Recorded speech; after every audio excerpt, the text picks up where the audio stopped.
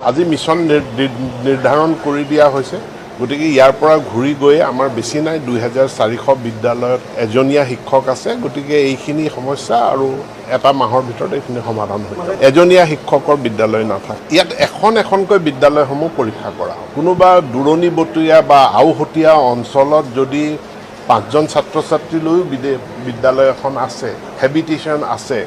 আৰু তেওঁলোকৰ কাৰণে বেলেগ কোনো বিদ্যালয়ৰ ব্যৱস্থা নাই তেনেহ'লে 5জন ছাত্ৰ-ছাত্ৰী লৈ বিদ্যালয় এখন থাকিব পাৰে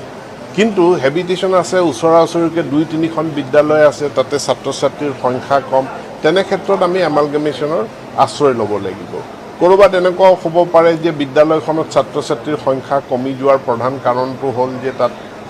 শিক্ষকৰ অভাৱ তেনেহ'লে শিক্ষকৰ অভাৱটো পূৰণ কৰি সংখ্যা বৃদ্ধি কৰাৰ কাৰণেও সুযোগ এটা বছৰৰ কাৰণে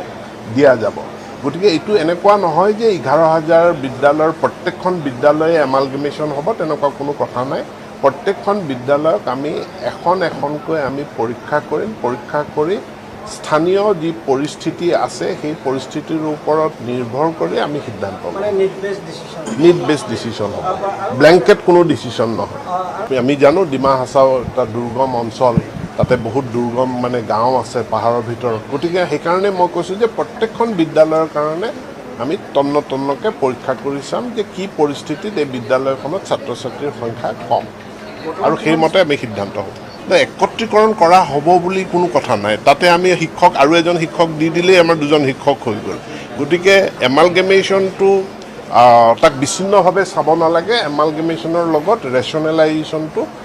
সংলগ্ন কৰি পেলাই তাক চাব লাগিব দুইটা মিছন একেলগে চলিব পোষ্ট ৰেচনেলাইজেশ্যনটো এটা বেলেগ বিষয় টিচাৰ ৰেচনেলাইজেশ্যনটো এটা বেলেগ বিষয় টিচাৰ ৰেচনেলাইজেশ্যন আমি কৰিছোঁ এক্সিষ্টিং টিচাৰসকলক লৈ পোষ্ট ৰেচনেলাইজেশ্যনৰ কথা প্ৰক্ৰিয়াটাও আমি যোৱা বছৰ নিযুক্তিৰ পাছৰ পৰা আমি আৰম্ভ কৰিছোঁ আৰু এইটো মানে পোষ্ট যদি কোনো বিদ্যালয়ত পোষ্টেই নাই তালৈ কোনো অন্য এখন বিদ্যালয়ৰ পৰা পোষ্ট এটা ট্ৰেন্সফাৰ কৰি অনা সেই ৰেচনেলাইজেশ্যনো সমান্তৰালভাৱে চলিব